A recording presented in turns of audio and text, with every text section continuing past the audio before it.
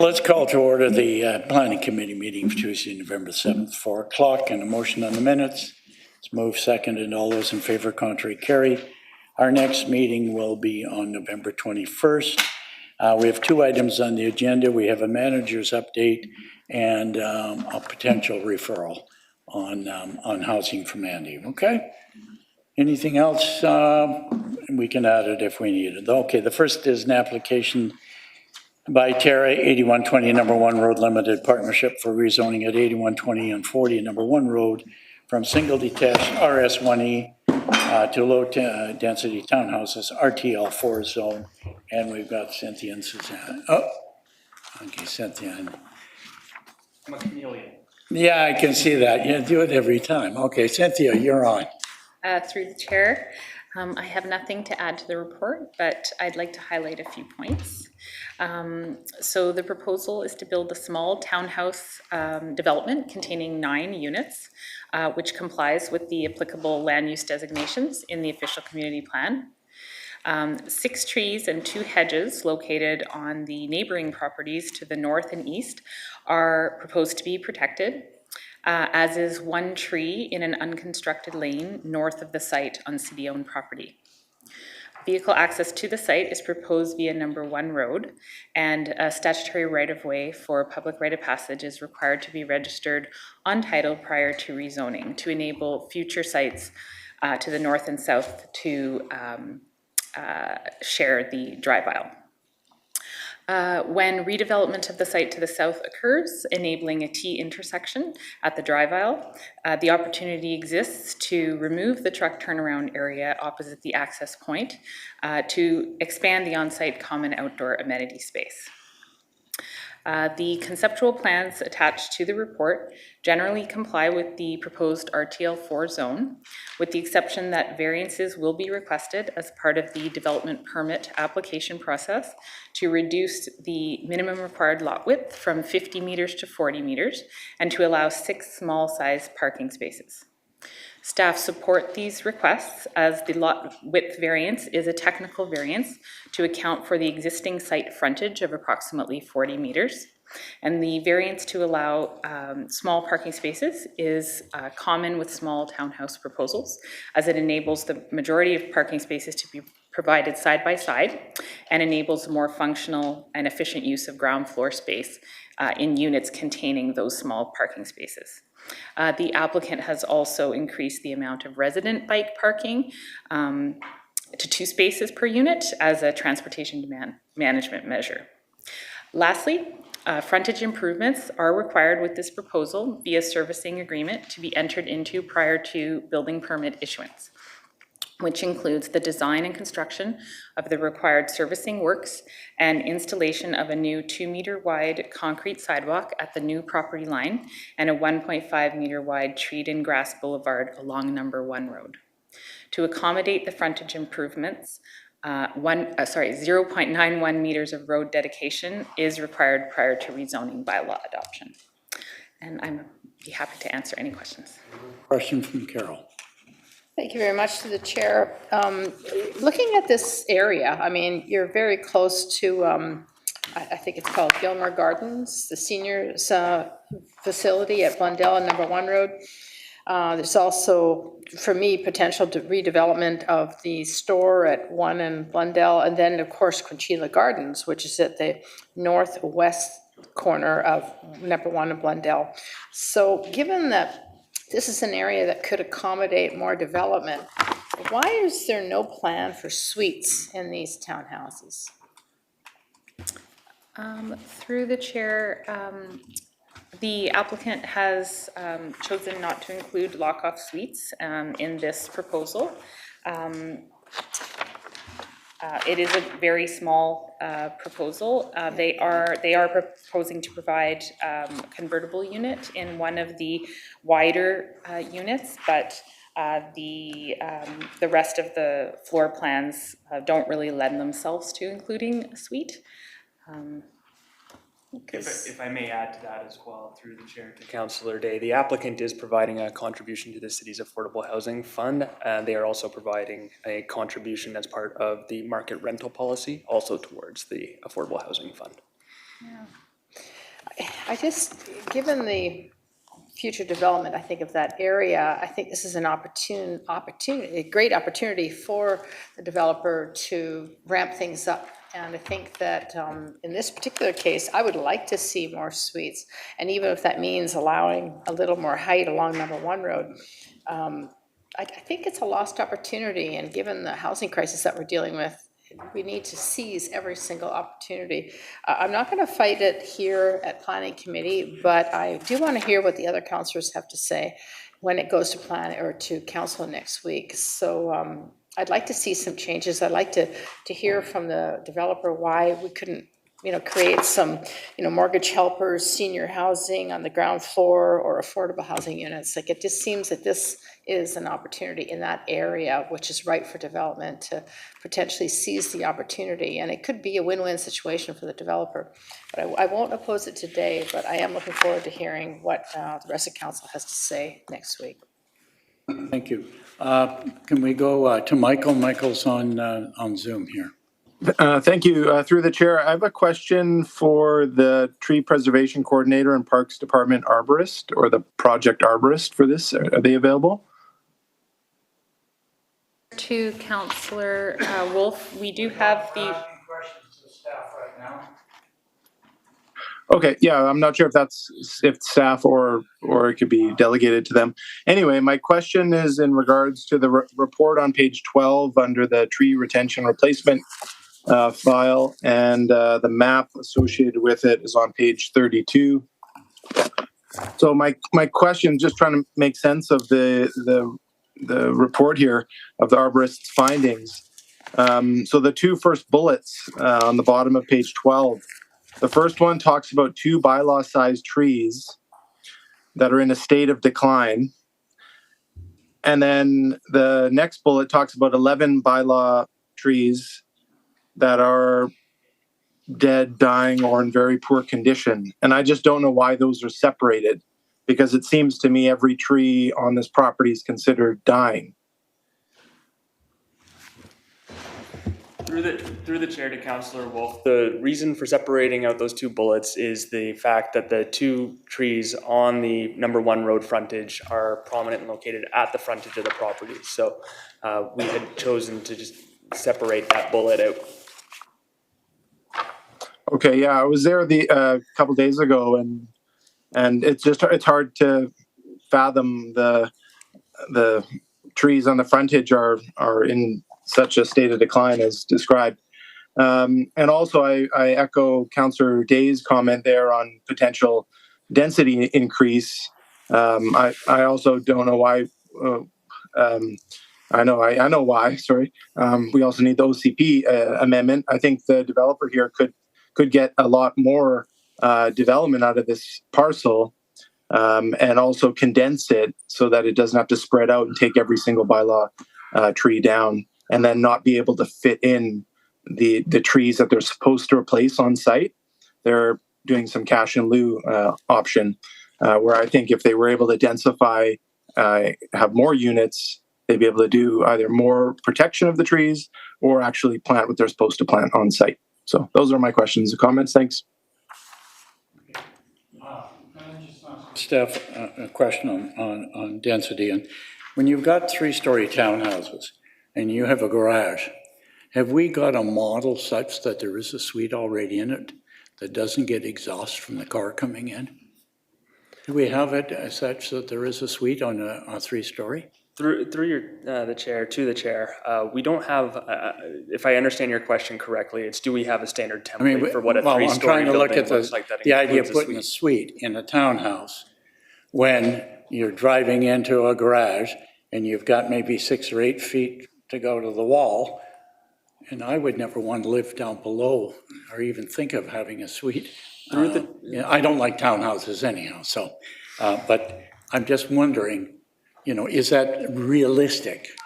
Through the chair to the chair, it is realistic. We have a few examples of where a suite has been provided as part of a townhouse development, but I would say it is uncommon. Can we get those addresses for committee? I think it's important. I'm following up. You made not questioning you, but from my point of view, if if you were just going over here to Spires Road or looked at that, there's no way I'd ever want to live in a suite or even rent one out the way it's laid out. That's why I'm asking, is it realistic to ask a developer for a suite? So if we could get, if we do have it, could we get an address and just maybe circulate to all the council just so that we know for our out of us?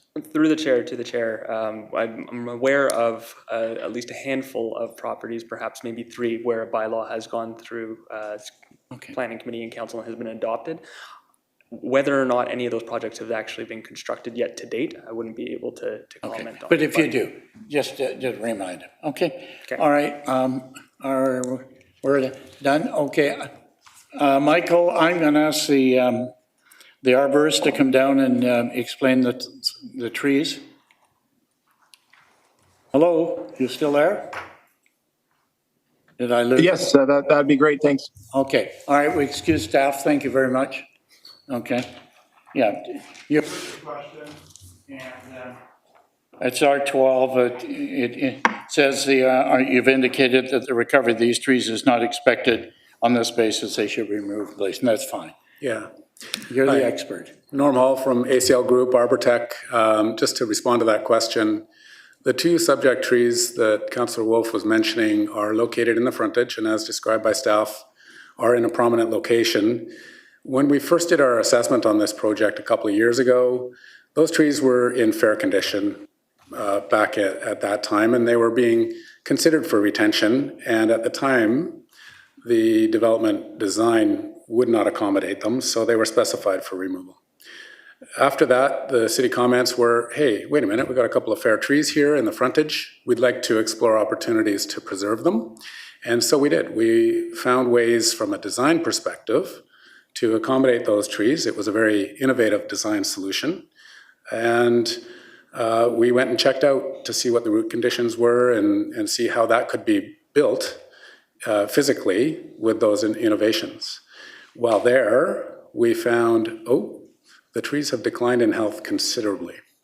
And it may not be apparent to a layman, but to an arborist, you can see the evidence of significant design or decline advancement since that initial assessment, and it's demonstrated in the photos in our report. And now, as confirmed also by the city arborist, these trees are not viable for retention anymore. You're welcome. Okay. With that, I'm going to introduce it and move first reading. Oh, sorry, I'm sorry. Sorry. Got it. Okay.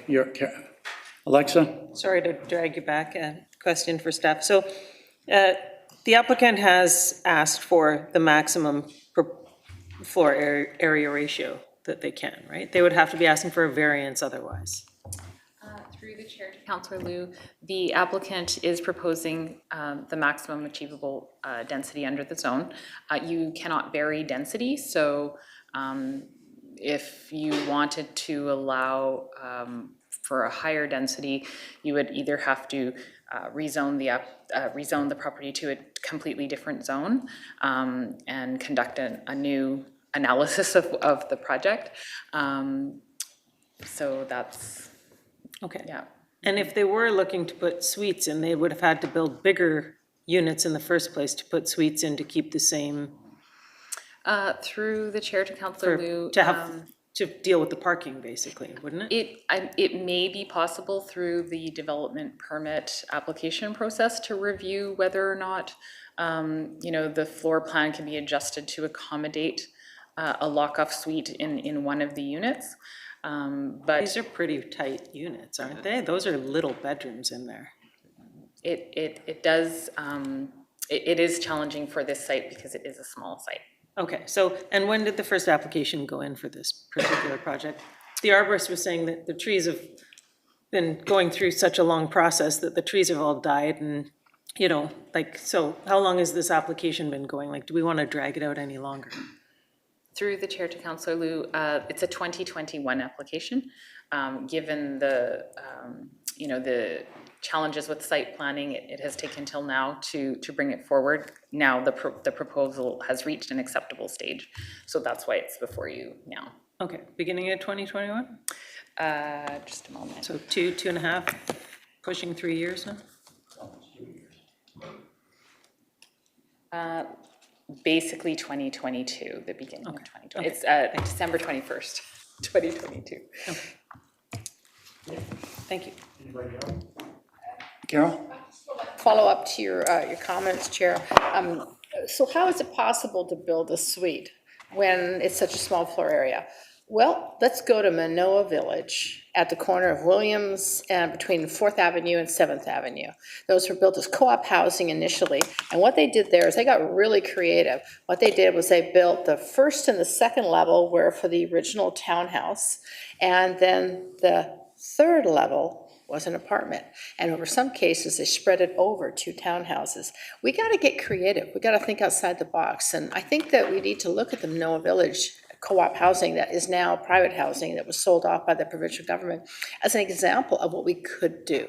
And this might not be the right site for it, but I'm just posing the question and just saying there is a way to make it happen. Then we got to give better density. Second, okay, but you get a much more better density, you know, okay. All right, it's moved and seconded. Any further discussion? All those in favor, contrary, carried. Okay, the next item is an application by Nevick Gill for rezoning at 11831 and 33 Seabrook Crescent from single detached RS1E to RS2B. And again, we've got Laurel and Josh.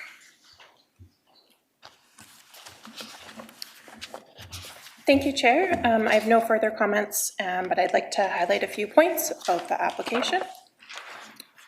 So Nevick Gill has applied on behalf of the property owners, numbered company 1303287 BC Limited, of which Balraj Singh Sanghera and Rajbir Kaur Chatha are the directors, to rezone 11831, 11833 Seabrook Crescent from the single detached RS1E zone to the single detached RS2B zone in order to permit the property to be subdivided into 2 single-family lots, each with vehicle access from Seabrook Crescent.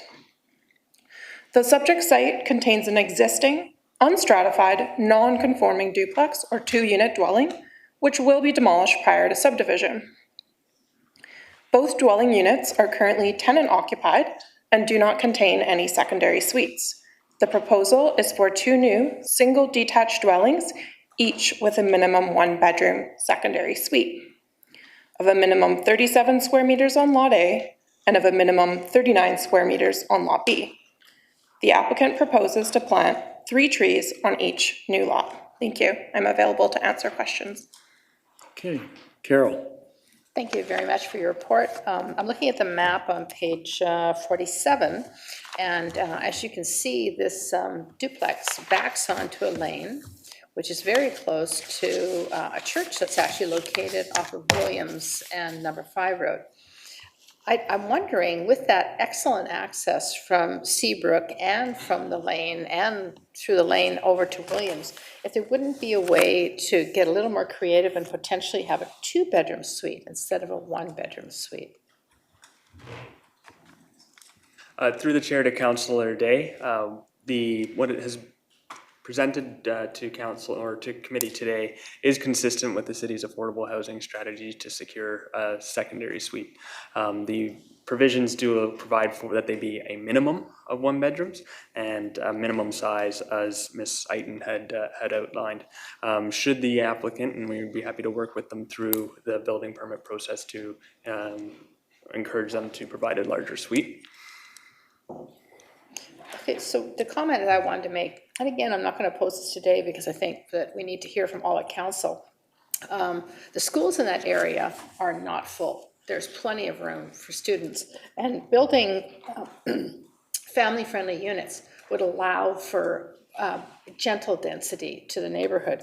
And I also think that from a sales perspective to the new buyers, having a 2-bedroom suite would be an excellent revenue generator and would make the homes more affordable to a first-time buyer. So while I'm not going to pose it today, I do think we should take a sober second look and look at the possibility of trying to squeeze in that 2-bedroom suite, because I think it's possible if we get creative. And there certainly is plenty of room in the area for parking and for families. So that's my only comment. Thank you. Seconded. Okay, any further discussion? All those in favor? Contrary? Carried. Thank you very much.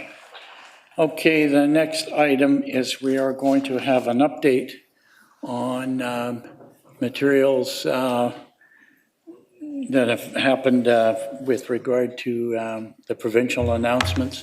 And also there was some activity this afternoon or this morning of which there are bits and pieces on the news. So, and an interpretation on the news of what was said.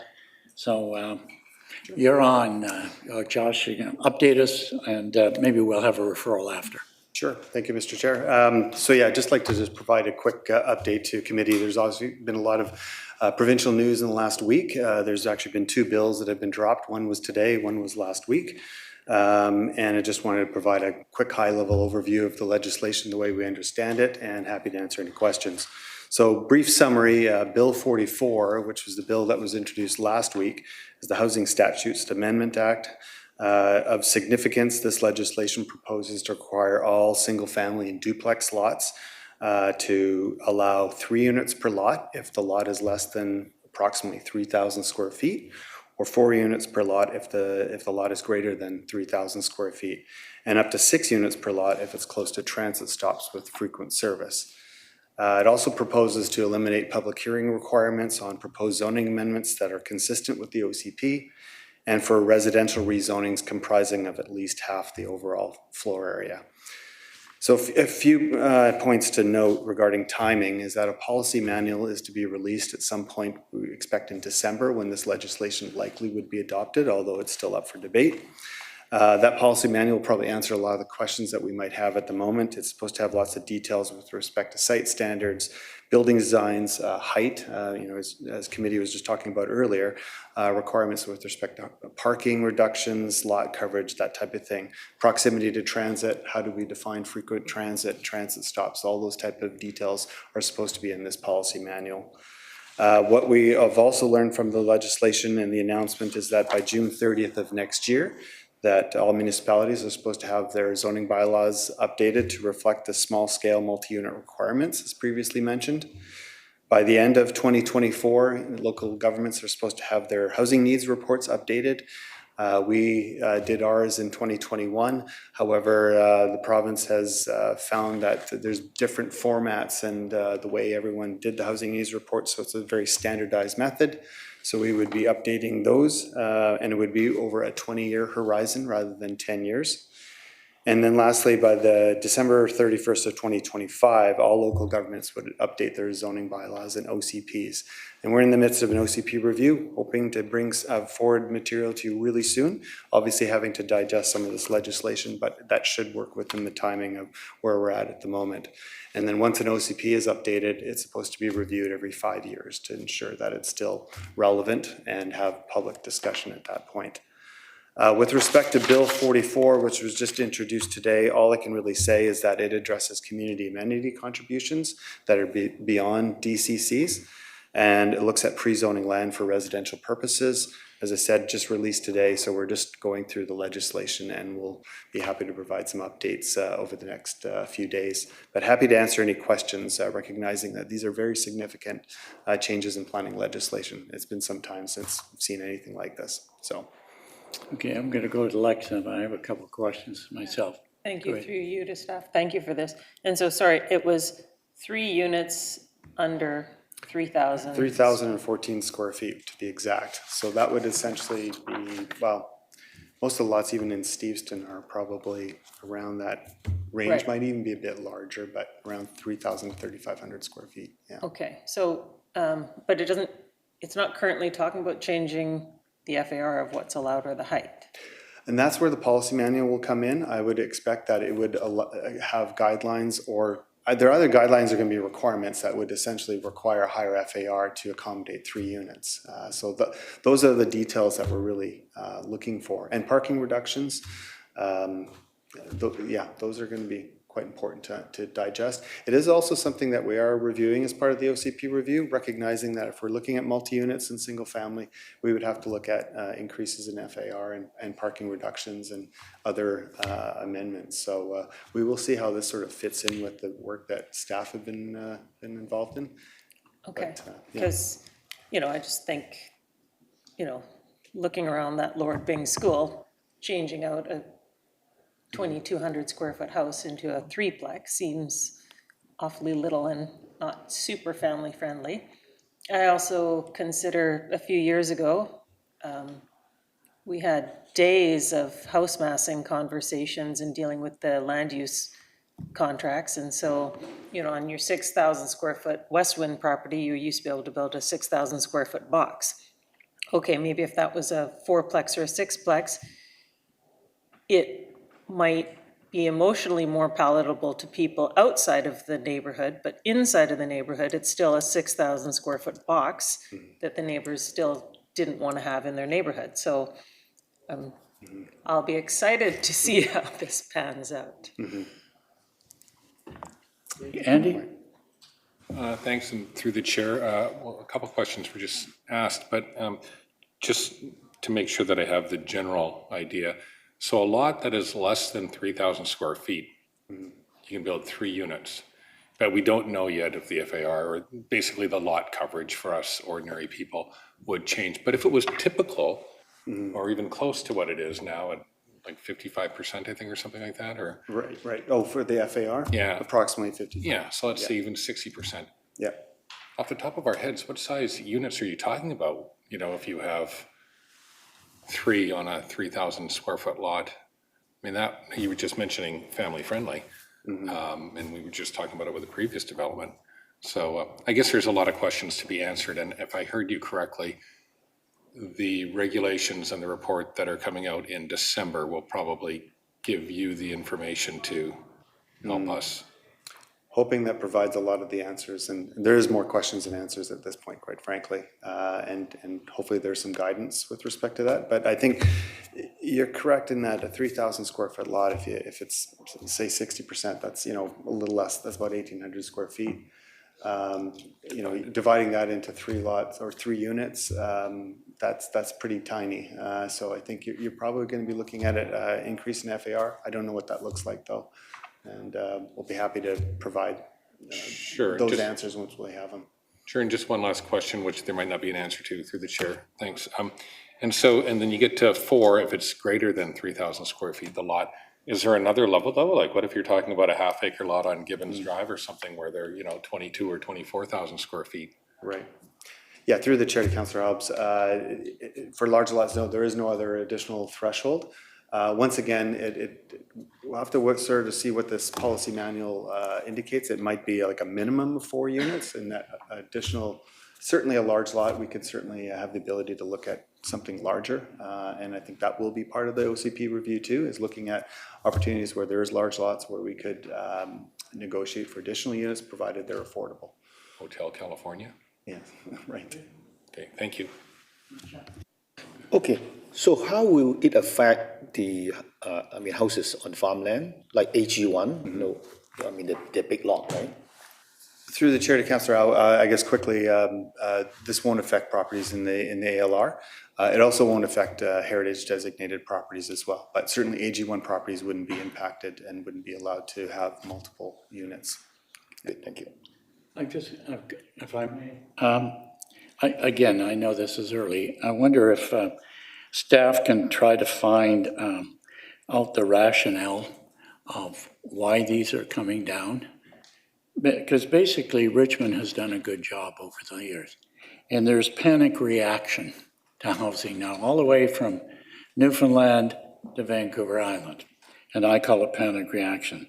And what I see happening is everything that they've suggested and how it would apply to us, and I'm hoping part of our referral that will go to Andy if we can, is they want to build boxes to be bodies into it, but they don't want to build communities and homes for families.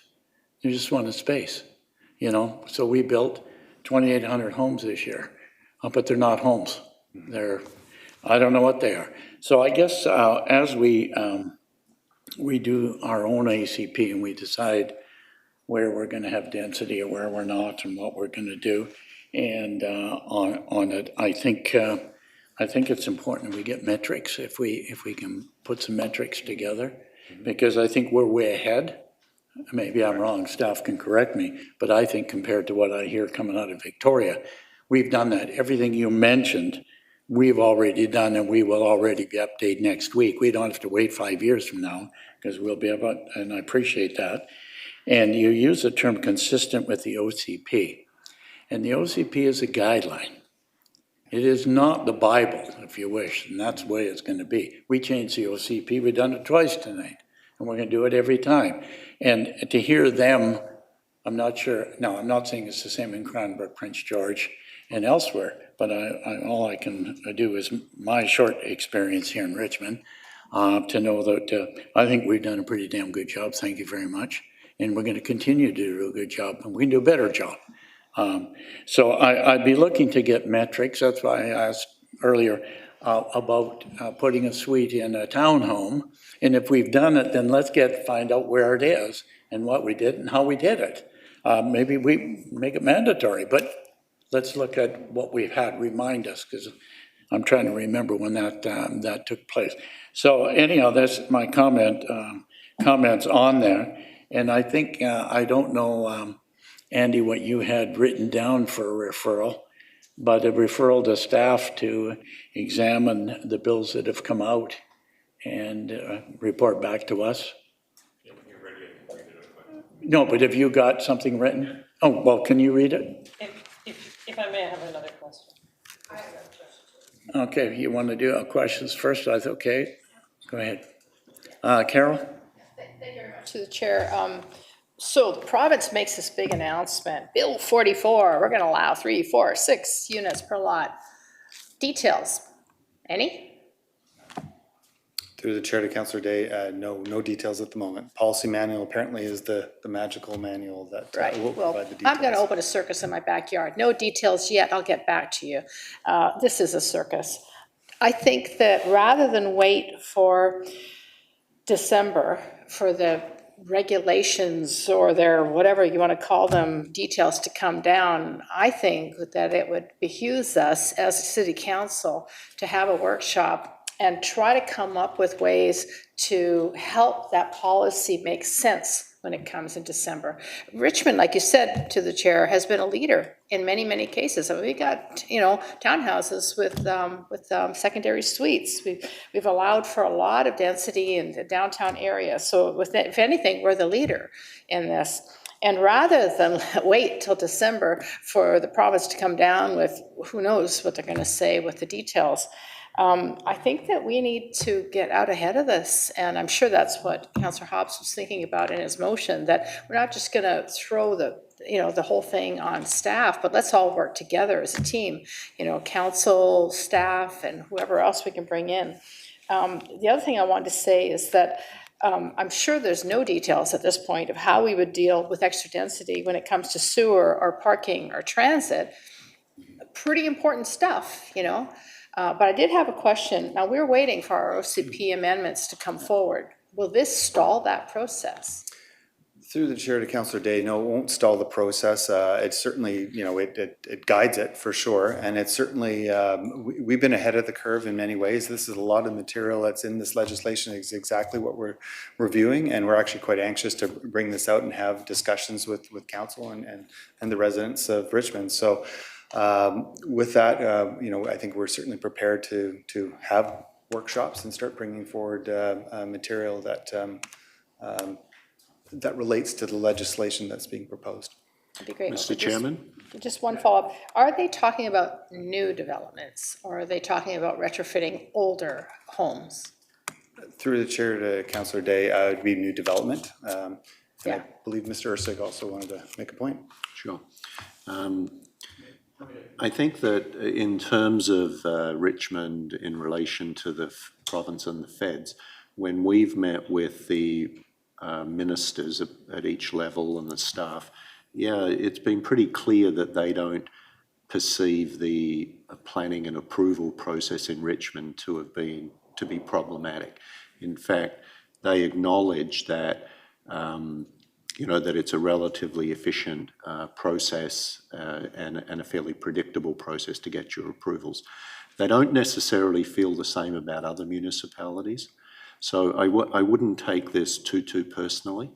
But it's definitely a change in the power structure, if you like, or, the decision-making structure. So we are planning to workshop with you anyway, even before this, regarding some of the big policy items for the official community plan review. But, I think that these changes, they're going to kind of tie your hands a little bit, or a lot actually, in some neighbourhoods. So you might have wanted to have preserved a single-family neighbourhood, and it looks as if these changes will allow a certain level of development.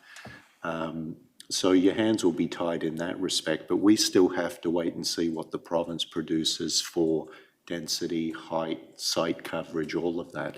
And it's not just about the building, it's about getting into the site, getting access, getting vehicle access, pedestrian access, parking, open space, all of that sort of stuff. So, we will workshop with you, I think, before the material comes out from the province. But when the material does come out, then staff will do a technical review of it and see what the implications are. We'll definitely be updating you and assessing, where we're obliged to do certain things and where we've got some flexibility. Simple math, 4,000 square foot lot, 0.55 FAR, because no one said explicitly that the province is going to crank up the density on us. That would produce 4 units of about 500 square feet, right? Or 2 units of 1,000, and it may well be that some developers don't even take up the option, because from what we understand, the province wants to allow this, but some builders will have very little interest in producing 4 units of 500 square feet. So, there's a lot coming, but I wouldn't take it as a dissatisfaction with Richmond in particular. In fact, all the feedback that I've heard is actually really positive about what's been happening here. That's good. Okay, can I go to Michael for the first time? Michael? Thank you. I only have one question, I think, that remains. At the beginning there, John, you mentioned there were 2 main bills, 44, and then you said Bill 44 again for the community amenity contribution. I think that might have been a different number one. And then is there any other ones, that just so I can do my homework on other significant bills that have come up recently? Through the chair to Councillor Wolf, the second bill was Bill 46 that was introduced today.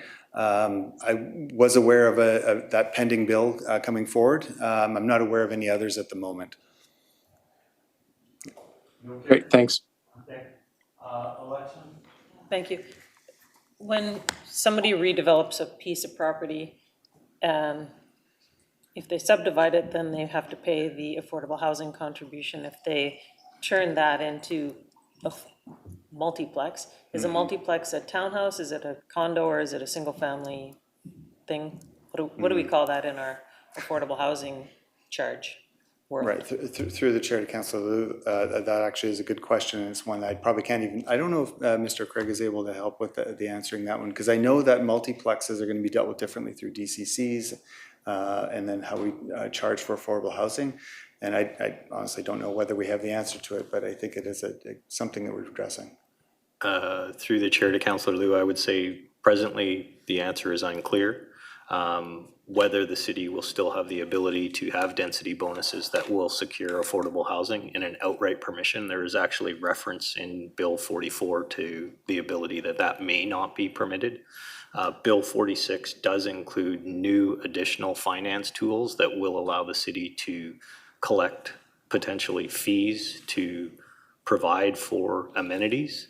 Affordable housing is not one of those identified amenities. Okay, because on the one hand, the province's goal is to try and make more affordable housing by creating these units, but we have a mechanism of raising funds for affordable housing units, but it would be in contravention of the spirit of what they're creating if we did have an affordable housing charge on top of it.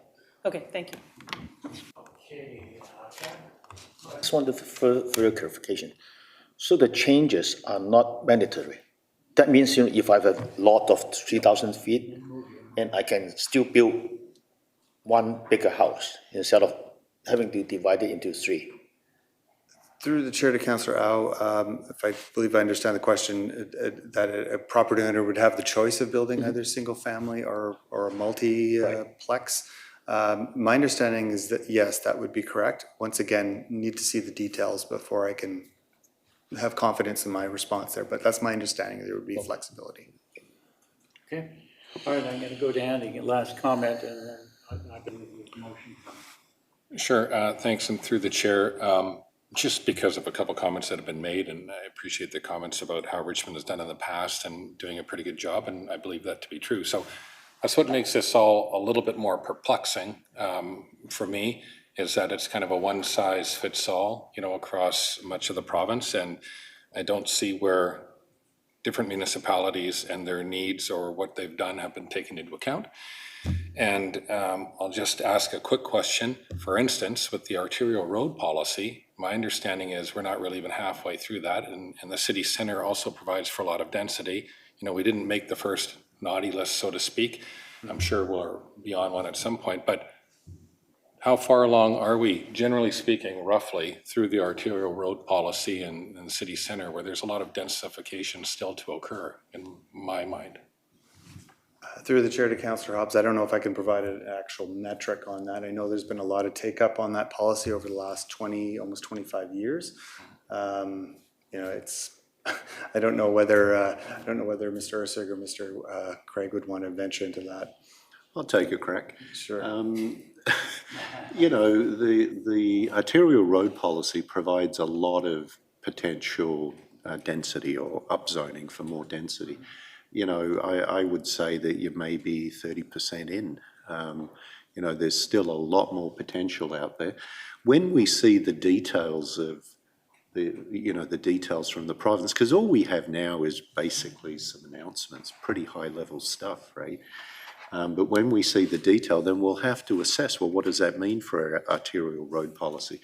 It may not mean very much, or it may actually be a real threat to the cohesion of that policy, because, so for instance, under the new mandatory rules coming from the province, a property owner might decide that they don't want to rezone, and they would rather just do 2 or 3 units on a single lot, and that may frustrate the redevelopment of other, you know, nearby properties.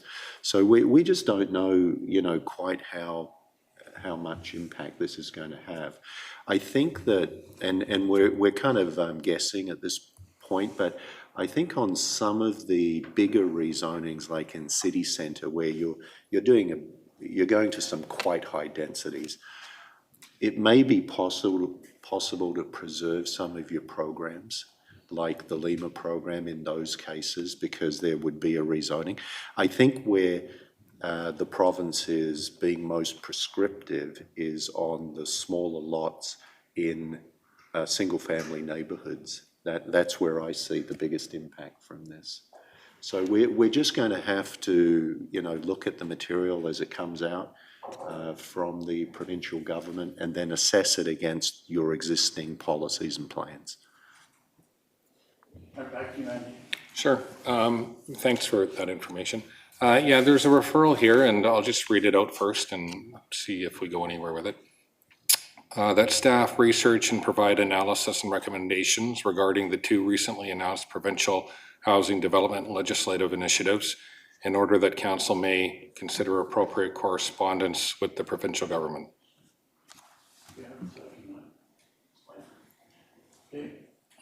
All right, Carol? I'm assuming that you'd be open to the process of a workshop between staff and council that's the to mechanics. really nail down some of the details. Yeah, sure. When you mentioned that, I was actually thinking of adding it on, and then I heard that we were going to be doing it anyway, so. Yeah, so we're good. I just want to be clear that that will be in the process. Yeah. Thank you. Any further discussion on the referral? Clear enough for staff? Clear enough. Okay, all those in favor? Contrary? Good, thank you very much. Good job. Okay, are there any other managers' reports?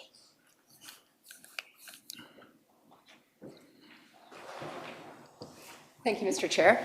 On behalf of Community Social Development, I'd like to take the opportunity to introduce Greg Newman to members of council. Greg, who's my colleague here, is the new Affordable Housing Planner 2 on our team, and he began with the city yesterday. Welcome. Good to see you on board. Thank you, happy to be here. Anything else? Any other good news? Oh, James, Mr. Cooper. Mr. Chair, I'm very happy to report that next week on November the 13th, Council will be receiving a memo from staff announcing the first phase, a real milestone in the permit optimization program. It will be the rollout of a completely online web-based application for all the previously over-the-counter permits, which you have to come to the city to get your over-the-counter. Your counter will be available at 3, 4 a.m. in the morning, as you please. And those permits will be instantaneous. Okay, Karen. Does that apply to just new applications, like for new developments or for older homes? Right now, the milestone is really for over-the-counter permits such as gas and plumbing and sprinklers, but it seems very modest right now, but they are the foundational work that will come for everything that we do. Everything. And that will move into the future in the next year to two. So it'll expand as the years go by? Yes, because it's an enormously complex process, as we found out. And what it does is it traces a lot of our business processes and it makes the foundation so that the expansion will be easy afterwards. Okay, good. Any other? Okay, thanks very much. Anybody else? Move adjournment? We're adjourned. We have an in-camera for that. Thank you all.